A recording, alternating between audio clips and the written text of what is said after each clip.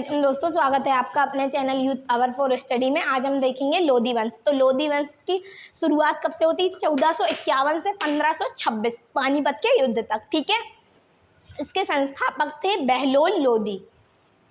बहलोल लोधी ने बहलोल शाह गाजी की उपाधि धारण की थी और ये जो थे अपने सरदारों को मकसद आली कहकर पुकारते थे। यानी कि ये जो बहलोल लोधी थे वो अपने सरदारों का बहुत सम्मान करते थे और कहा जाता है कि जब वो सभा में रहते थे और मंत्री अगर उनके खड़े होते थे सब, तो वो भी खड़े ही रहते थे जब तक उनके मंत्री ना बैठ जाएं।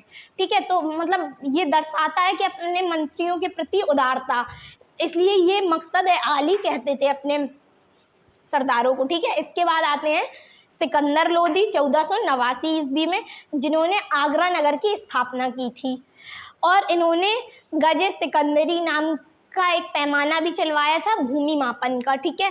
1506 में इनकी जो आगरा नगर की स्थापना की थी, इसे फिर राजधानी बना दिया गया। ठीक है। और ये जो सिकंदर लोधी थे, ये गुलरुखी के नाम से अपनी कविताएं करते थे। ये प्रश्न कई बार पेपरों में पूछा गया है कि ऐसा कौन सा शासक था जो अपनी कविताओं का में गुलरुखी नाम से करता था। ठीक है। यानी कि अपनी कविताओं को लिखता था तो लेखक के रूप में क्या नाम देता था अपना? गुलरुखी। तो ये याद रखना है, कौन देता था? सिकंदर लोधी। ठीक है। और इसने ताजिया पर भी बैन लगा दिया था। यानी कि जो मोमनन्स लोगों में ताजिया निकाले जाते हैं उन पर भी बैन लगा दिया था। और इन्होंने जो पीर और संतों की मज़ारें हैं वहाँ पे स्त्रियों को जाने की भी रोक लगाई थी।